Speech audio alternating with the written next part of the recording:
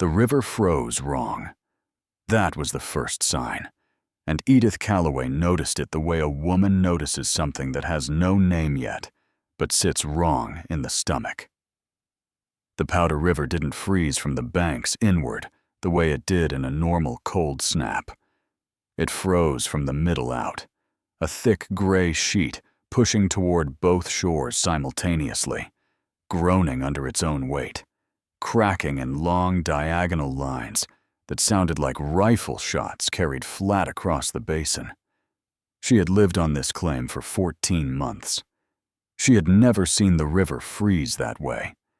She was standing at the woodpile when it happened, both arms loaded with split pine, the bark rough against the inside of her forearms, where her coat sleeves had ridden up.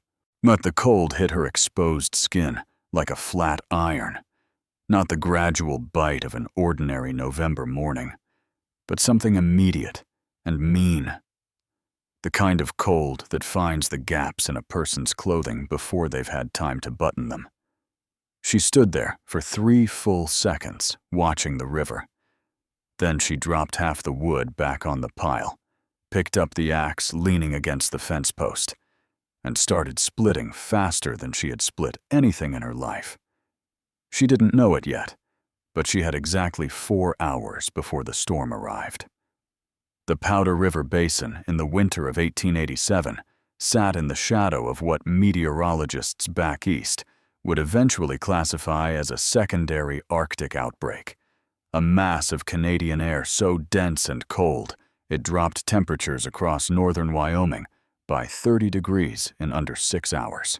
What the ranchers along the basin's upper stretches called it the second wolf, because it came the year after the Great Die-Up, when men had barely rebuilt their herds and their nerve, and it hit with the specific cruelty of something that knew where the wounds already were. Edith Calloway was 34 years old, a widow of 2 years, holding a 160-acre homestead claim on the west fork of the basin under a deed that had her late husband's name crossed out and hers written above it in the land office clerk's careful hand. She ran 6 sheep, kept a kitchen garden that the deer had mostly destroyed by August, and supplemented her income by taking in mending from 3 ranch families within riding distance. She was not a large woman. She was not a particularly strong one, but she had grown up on a hard-scrabble farm outside Sheridan, and she understood, in the cellular way that people understand things learned in childhood, that preparation was not a comfort, it was a weapon. She had been preparing since October. It had started with the wool. Her 6 Rambouillet ewes had been shorn in late spring, and the raw fleece, roughly 18 pounds of it, greasy and dense, had been sitting in burlap sacks in her barn, waiting for the wool buyer who came through the basin every August. The buyer had come late, offered a price Edith considered insulting, and she had told him so in terms direct enough that he left without the wool. She had carried the sacks inside the cabin that same afternoon, stacking them against the north wall, intending to find a better buyer in spring. But by October, she had begun to understand they were worth more to her where they were. Raw wool, still carrying its lanolin, is one of the most effective natural insulators in existence. Edith didn't know the chemistry of it. She knew that her sheep stood in open pasture during cold rains and came back dry to the skin, while her own coat soaked through in 20 minutes. She knew that the north wall of her cabin, the wall that took the full weight of every wind that rolled down off the Bighorn Mountains, had always been the wall that wept cold into the room. The burlap sacks, stacked 4 feet high against that wall, had changed something. The corner by the north wall, which had always been the corner where her water bucket iced over first, had stayed liquid 2 weeks longer than it had the previous year. She had not planned it as insulation. It had become insulation. There is a difference between genius and paying attention, and Edith Calloway was too practical a woman to claim the former. The firewood was a different calculation entirely. The previous winter she had run short in February. Not disastrously short, but short enough that she had burned fence rails for 4 days, while waiting for a break in the weather to haul more from the tree line. 4 days of burning fence rails meant 4 days of cattle she didn't own getting into her kitchen garden come spring, which meant replanting, which meant money she didn't have buying seed she shouldn't have needed. One problem had fed into the next in the grinding, compound way that poverty works on the frontier. She had sworn she would not run short again. Well, through September and October, she had split and hauled until her right shoulder ached at the socket every morning when she woke.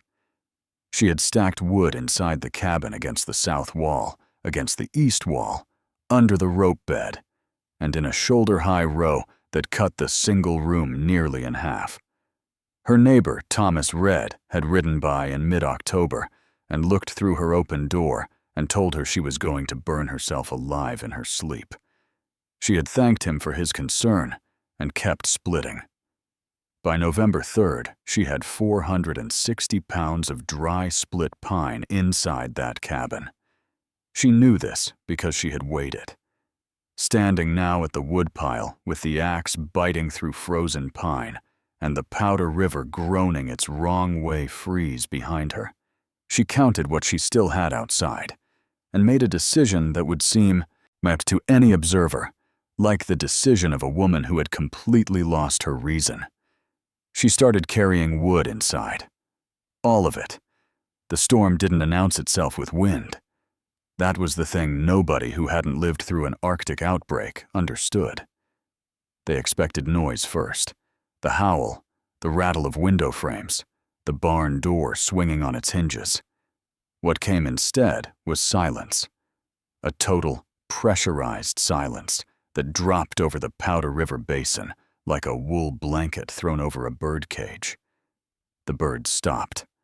The cattle on the distant Red Ranch stopped their low, constant movement.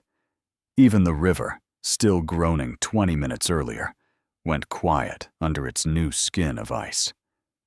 Edith stood in her doorway with the last armload of split pine and felt the silence land on her shoulders like physical weight. Then the temperature dropped, but not gradually, not the slow creep of an ordinary cold front moving through at dusk.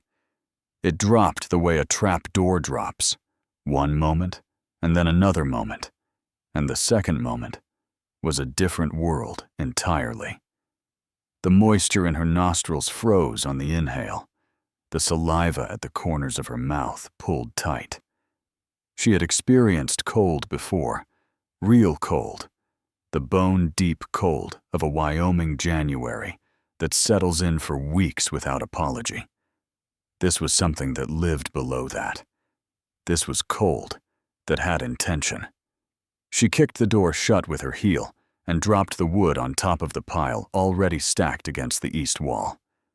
The cabin was dim, the single south-facing window, covered in oiled paper that had yellowed through 2 winters, let in a flat gray light that was already failing, despite it being barely past 2 in the afternoon. She lit the tallow candle on the table shelf and stood for a moment taking inventory the way her father had taught her to take inventory, not with hope, but with accuracy. The stove was a small wrought iron range, a 2-burner model with a firebox the size of a man's torso, bolted to a stone pad in the cabin's center, and vented through a proper iron flue pipe that exited through the roof. It was the one thing on the homestead she had refused to economize on. The previous year's stove, a second-hand sheet metal box she had bought for $4 from a departing homesteader, had warped at the firebox seam by December and leaked smoke into the room until her eyes ran constantly, and she developed a cough that lasted until April. The wrought iron range had cost her $22. It had taken her 8 months to save for it. She had no regrets about the $22. She loaded the firebox with split pine, 3 pieces, thumb-thick gaps between them to allow draft, and touched a lit match to the dry shavings she kept in a tin box on the stone pad, for this purpose. The fire caught in under a minute. She added a fourth piece, adjusted the damper on the flue pipe to roughly 2/3 open, and put her single large pot on the left burner, filled with the water she had hauled that morning before the river froze wrong. Then she turned to the wool. The 18 pounds of raw Rambouillet fleece against the north wall had been doing passive work for 6 weeks. Now she was going to make it work harder. She pulled the top 2 burlap sacks off the stack and carried them to the north wall's base, pressing them tight against the gap where the floor met the wall, a gap she had chinked with rags the previous winter, but which opened again every freeze-thaw cycle as the cabin's foundation shifted in the frost heave. She could feel the cold breathing through that gap from 2 feet away. She packed the sacks flat against it and stood on them briefly to compress the wool into the space. The breathing stopped. She pulled the remaining sacks away from the wall itself and restacked them differently, not flat against the surface, but tilted slightly inward, creating a dead air space between the wool and the sod wall. Dead air is insulation. Every animal that survives a plains winter understands this without being taught. The bison's coat works not because the hair is thick, but because it traps air. Edith had watched her Rambouillet ewes survive temperatures that killed the neighbor's short-wooled merino crosses, and she had thought about why. She had thought about it for 2 winters before she understood what she was seeing. The wind hit the cabin at approximately 4:30 in the afternoon. It came from the northwest, which was the worst direction, straight off the open basin with nothing between the Bighorn foothills and her north wall to break its speed. The oiled paper window bowed inward and held. The door shuddered in its frame. The flue pipe sang a low, steady note that rose and fell with the wind's pressure, and Edith watched the damper and adjusted it twice to keep the draft from either starving the fire or pulling too hot. A chimney fire in this wind would take the roof in minutes. She had seen it happen to the Gruber homestead on the East Fork, a Sunday afternoon in January, 2 years prior. The whole structure gone in under an hour, nothing left but the stone chimney, standing alone in the snow, like a grave marker. She ate beans and salt pork at the table with her coat still on, yet close enough to the stove that she could feel the radiant heat on her right side. Outside, the wind was now a sustained roar that pressed against the cabin walls with the slow, constant force of something that was not going to stop. The temperature outside, had she been able to measure it, had dropped to -22 degrees Fahrenheit. Inside the cabin, between the stove and the wool-packed walls, it held at 38 degrees, cold enough to see her breath in the far corners, warm enough to survive. She banked the stove for the night, loaded the firebox full, closed the damper to 1/4, set the large pot of water on the back of the stove to keep from freezing, and pulled every piece of clothing she owned onto her body in deliberate order. Wool underlayer first, then the flannel shirt, then the canvas work trousers over her wool skirt, then the heavy coat, then the wool blanket she had sewn into a rough hood shape in October when she still had thread to spare. She lay down on the rope bed fully dressed and pulled the 2 remaining blankets over herself and closed her eyes.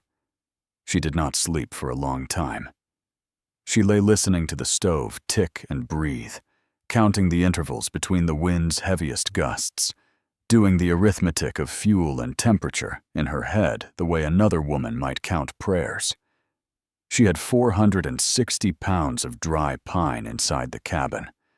At current burn rate, conservative, careful, the damper held tight. She could sustain heat for 11 days without going outside. The storm could not last 11 days. She was almost certain it could not last 11 days. The stove went cold at 3 a.m. on the second night, not because the wood ran out, because the flue pipe froze. It was something Edith had not accounted for, and the moment she understood what had happened, lying in the dark, registering the absence of the stove's low tick, smelling the change in the air from dry wood smoke to something flat and dead. She felt the specific quality of fear that arrives not with noise, but with clarity. The flue pipe ran vertically through the roof, 8 feet of 3-inch iron, and the storm had packed the exterior cap with wind-driven snow compressed hard enough to block the draw entirely. Without draft, the firebox smothered itself. Without the firebox, the cabin temperature would drop to outside ambient within 2 hours. Outside ambient was minus 22 degrees. She was off the bed before the thought finished forming. Bare feet on the dirt floor for 2 seconds before she found her boots by feel and jammed her feet in without unlacing them. The candle was out. She had let it burn down before sleeping, and the cabin was a darkness so complete it had texture. She moved by memory. 4 steps to the stove, hand on the firebox door, the metal cold enough to pull at the skin of her palm. She opened the damper fully and put her hand above the flue collar. Nothing. No draw, no warmth, no movement of air. She needed to clear the exterior cap, which meant going outside. She stood for a moment in the dark and let herself understand what that meant. The wind had not dropped. She could feel it through the walls. Not hear it, feel it, and a constant lateral pressure that made the cabin feel like the inside of something being slowly squeezed. The temperature outside would hit exposed skin in under 30 seconds. She had no rope to tie around her waist, no second person to hold the other end, no margin for the wind to push her off the porch and into the open basin where a woman could walk 20 feet in a whiteout and lose the cabin entirely. She had a length of harness leather she used to hang tools on the south wall. She pulled it down in the dark, 8 feet, stiff with cold, but intact, and tied one end to the door handle with a knot she made by feel, a simple 2-wrap hitch that she tested twice with her full weight before she trusted it.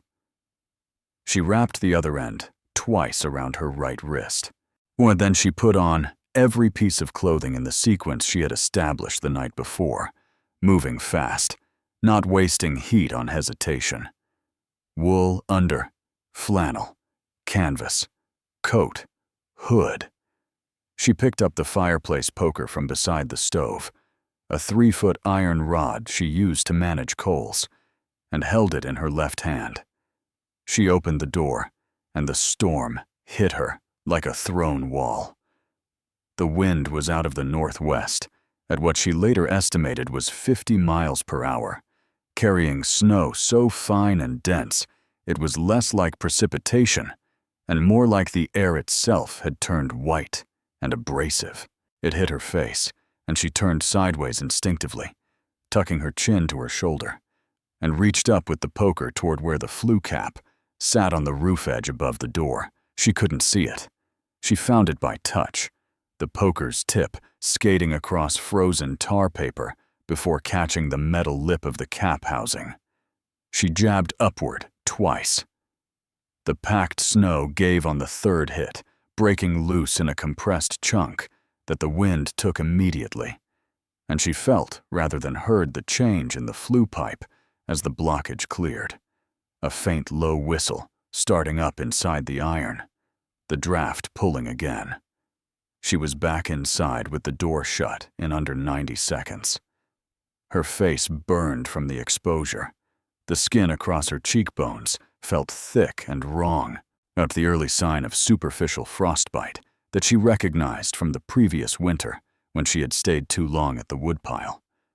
She pressed both palms flat against her cheeks and held them there, transferring heat, standing in the dark cabin and breathing deliberately until the burning faded to an ache, and the ache faded to numbness, and the numbness slowly, over 20 minutes, softened back into feeling. She relit the stove by touch. Shavings from the tin box, 3 pieces of split pine, one match. The fire caught. The flue drew clean and strong. By 4:30 in the morning, the firebox was running at full temperature, and the cabin had climbed back to 34 degrees, and Edith Calloway sat in the chair beside the stove with both hands wrapped around her tin coffee cup and did not move for a long time. The storm broke on the morning of the 4th day. It didn't end gracefully. The wind dropped from a roar to a sustained moan sometime before dawn, and by full light it had fallen further to an intermittent gust, and by mid-morning the sky over the Powder River Basin had shifted from the yellow-green bruise of the Arctic outbreak to a high, thin blue that meant the pressure system had moved east into the Dakotas to do its work there. The temperature outside was still -8 degrees. It felt, after 4 days, almost reasonable. Edith opened the cabin door and stood in the frame looking out at the basin. The snow had drifted to the top of the fence line on the north side. Posts she had set herself, tamped in with a steel bar, completely buried to their caps. The kitchen garden was gone under 4 feet of white. The barn, at 30 yards south, stood intact. She could hear her sheep inside it, their low collective complaint audible even at that distance, which meant they were alive and unhappy, which was the best possible report a sheep could give. She pulled on her boots and walked to the barn. All 6 ewes were standing. 2 had pressed themselves into the corner against the shared wall with the cabin, where conducted heat from the stove had kept that wall marginally warmer than the others. The water bucket had frozen solid, but the sheep had packed together tightly enough through the nights that none showed signs of serious exposure. Edith broke the ice in the bucket with the heel of her boot, hauled fresh water from the creek, frozen at the surface but running beneath, that cracked open with the poker, and forked hay from the loft until the ewes stopped complaining. Thomas Reedy arrived on horseback at noon, picking his way through drifts that came to his horse's chest in the low spots. He had lost 11 cattle. His neighbor Cord Beckett on the East Fork had lost his entire small herd. 23 head, found frozen in a coulee where they had bunched against the wind and suffocated each other in the press. Vrede pulled up outside Edith's cabin and looked at the structure for a long moment before he dismounted. He had expected, he admitted later, to find her the way men found homesteaders after storms like this, alive or not, but diminished, wrung out, broken in some way that the cold had its particular talent for breaking people. She handed him coffee through the open door. The cabin behind her was warm enough that he could feel it from the porch. He looked at the wool-packed north wall. He looked at the woodpile stacked inside, still more than half remaining, dry pine filling the south wall from floor to nearly ceiling. He looked at the harness leather still tied to the door handle, stiff with ice from the night she had gone outside in the dark to clear the flue. He didn't say anything for a while. Men like Vrede didn't, when they encountered something that reorganized their understanding of what a person was capable of. Then he picked up his coffee cup and asked her, straight and without preamble, how much wood she had left, and whether she could spare any for Cord Beckett, who had burned through his entire supply, keeping his family alive, and had 3 children under 8 years old, and nothing left to burn but furniture. Edith looked at the woodpile. She did the arithmetic one more time, not the survival arithmetic of the past 4 days, but a different kind, the kind that lives in the part of a person that understands a community is only as intact as its worst-off member. She told Vrede to bring his wagon. She kept 80 pounds for herself. She sent the rest. The Powder River Basin recorded 31 homestead deaths in the winter of 1887. Edith Calloway was not among them. Neither were the 3 Beckett children. She filed a full deed renewal on her 160-acre claim the following April, paid in full, no liens. She ran sheep on that land for 26 more years. The 6 Rambuia ewes she never sold.